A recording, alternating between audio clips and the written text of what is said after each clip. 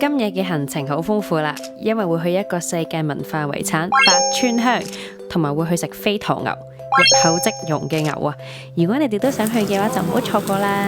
好啦，我哋而家準備 check out， 跟住我哋就去 Eon 噶嘛。有冇？去一陣啦，去 Eon， 跟住咧就去去白川鄉啦，耶！今次呢一間酒店性價比超高，好近名古屋市中心，行大概10至20分鐘嘅時間呢，就可以去到名古屋車站啦。今日天氣超級好啊！咁而家呢，我哋就去 PA 啊 ，PA 即係呢，揸長途車嘅時候呢，會有嘅休息站，所以呢，我哋就好中意周圍去唔同嘅 PA 參觀。今次呢個 PA 係大 PA 嚟，而家呢就去咗 PA 啦。因為呢，我哋去白川鄉都要揸2個鐘車，跟住喺度買少少嘢飲，屙個薯薯，跟住就繼續去進向呢個白川鄉進發啦。咁呢就調一調位，變咗我揸車啦，陣間耶！而家呢就喺 PA 嗰個 store 嗰度買嘢啦，有金主 sponsor 俾咗1萬 yen 我，哈哈哈！七仔都可以買到1萬 yen。呢一個包呢，雖然好邪惡啦，但係呢，我覺得好好食咯。每一次嚟都買一個，跟住我就會買呢度嘅牛奶啦，同埋哇！我發現到呢，呢個布丁勁好食咯，唔知呢度有冇呢？有，呢個超好食咯，重點係勁平啊，真係好好食。我係一食呢，就覺得哇勁滑啦，跟住我邊食邊讚都係咁，哇！真係好好食，真係好好食。其實我一直睇香港都冇留意呢一個 brand 嘅咯，但係我諗應該貴2倍到啦。呢度買都係10蚊樓下，我諗香港買應該20幾蚊咯。我哋由市區揸車去白川鄉，車程都要2個鐘啊，所以呢，真係要揾定啲 PA 休息一下，如果唔係真係呢，搞唔掂。好凍啊！而家呢度應該6度啦，係咪啊？哇，好靚啊！哇，啲光都好靚啊！呢度係邊度？白鄉村係嘛？村鄉啊！我哋而家去緊白川鄉啦，咁咧啱啱揸咗差唔多2個幾鐘嘅車啦，所以咧我哋休息一下。但係呢度咧就係太舒服啦，同我去英國 Wales 嘅感覺一模一樣。好疏啦啲屋，跟住咧全部都係樹啦、草啦、山啦、雲啦，同埋啲山咧係包圍住我哋嘅咯。由於日本好多人都唔識講英文啦，所以我哋到目的地嘅時候，有個工作人員就俾咗呢張紙我哋睇。唔多介紹，俾大家聽下呢度嘅環境聲先，幾鬼舒服啊！好啦，我哋而家到咗白川鄉，眼前呢就有條吊橋啦，然之後啲山呢係包圍住我個咯，哎呀真係好開心啊，好靚啊！俾大家睇下，我哋到嘅時候已經3點幾啦。人數呢就唔係太多，而且好多商戶都收晒啦，所以如果想感受當地嘅環境，就真係唔使咁早嚟，因為好多遊客嘅。咁呢，實質呢係要睇佢嗰啲屋仔嘅，係咪啊？合掌屋啊？點解叫合掌屋呢？因為佢個屋頂就好似雙手合十咁樣，所以呢就叫合掌屋啦。sit，有冇咩啊 ？sit down，sit down。我知呢度呢係比較悶嘅。睇住我喺度玩狗，不過呢，我真係好中意呢隻柴犬。如果你哋呢都有愛狗之人呢，留言話俾我知啦。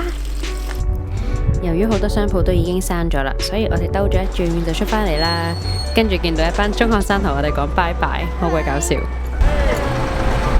去完白川鄉都就嚟天黑啦，所以毫無懸念，我哋而家就去食飛驒牛。嗰度嘅車程呢都要個零鐘。唉，我哋呢揸個零鐘車呢，就到咗呢度邊度嚟㗎？高山。到咗高山啦，諗住食飛驒牛啦，點知呢就太多人排隊，仲要排隊嗰啲呢唔係日本人嚟嘅喎，係香港人啦、歐洲人嚟嘅，所以真係好出名。我會將唔同飛驒牛餐廳嘅推介擺喺 description box 嗰度，雖然去唔到頭先嗰間，但係我哋揾到一間仲抵食。上網再睇多啲資料，先發現呢一間都好多人推介。首先就要行一條樓梯，沿路你就會見到好多張證書，雖然都唔會睇噶啦。食完之後呢，成身都會 BBQ 味啦，所以佢哋都好貼心，有個位俾我哋掛外套。一入到去就見到一個好似我老豆咁嘅職員大位啦，我哋就坐咗一個扮貴嘅座位。每次點餐都係雞同鴨講嘅時候，哈哈。水個 obice water water 保暖大法咧，就係咧個爐嘅側邊呢一度啦，就係最暖啦。但係呢度咧又太熱喎，跟住呢一度咧又唔凍啦，又唔暖啦，所以咧就係呢一度係啱好，真係就可以講嘢啦。講咧，我掛住食都冇影低食嘅時候有幾開心。post俾大家睇下啲牛先，唔係講笑，真係入口即溶咯，同埋份量好多。我老豆真係可以食好多牛嘅，但係佢食完今次之後都話夠啦，唔使再食啦。而家食完啦，超級抵食。我哋3個人都係食咗600幾蚊港紙啫。但係呢，喺香港嚟食嘅話呢，就算嗰幾塊牛就已經500幾蚊啦。哇！所以真係好鬼抵啊！大家一定要嚟，等我介紹呢間鋪俾大家。呢個呢就係我日本最中意食嘅關東煮啦，即係好味，好嫩粒粒啦，啲嘢又好食喎。而家就夾啦。好啦，介紹下個酒店先。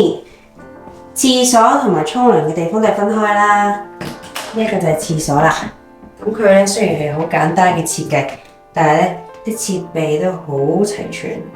講廢話，啲設備都好日本嘅。細粒啦。好，我哋轉個頭去呢一邊睇下啦。哇，有埋浴缸啦。但其實咧已經好耐冇用過浴缸啦。Hello， 因為咧。下面成日都有得沖嗰啲浸浴啊，所以咧都唔會用啦。好啦，嚟到戲屋啦，就係噔噔噔噔，幾大間房，有3張床啊，一家大細都冇問題。同埋有個我以為擺設嚟嘅，原來佢係俾你用嚟斟茶用嘅。好啦，咁我哋咧一齊睇下個景啦喎。究竟係咩景咧？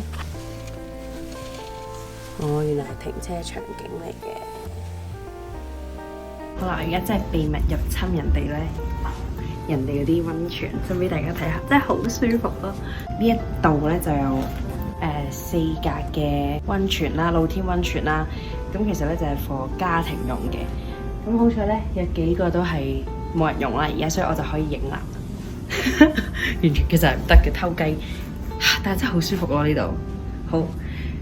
咁我去呢間啦，點知一開係有人嘅。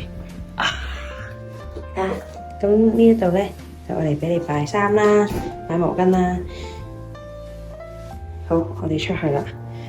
咁我啱啱咧就其實喺度浸咗一陣啦。呢個最好咧就係，我會影遮住咗。見唔見到啊？有個露天溫泉喺度啦。跟住咧最正係你望上去就有星星咯，雖然而家黑乜都睇唔到。嗱，有個月亮啊，證明係露天噶。雖然咧佢嗰啲 SPA 全部都係濕水噶啦，但係好新淨咯。好啦，再望下個天，係乜都影唔到嘅，影唔到自己腦部啲升上去啦。呢一度就係酒店嘅 rooftop bar 啦。由於今日嘅行程咧揸車多過玩啦，所以咧就係咁多先啦。所有嘅餐廳同埋酒店資料都會喺 description box 嗰度。你哋去完日本都分享下你哋嘅經歷啦，留言俾我聽。我好努力剪緊下一條片噶啦，記得 subscribe 啦，拜拜。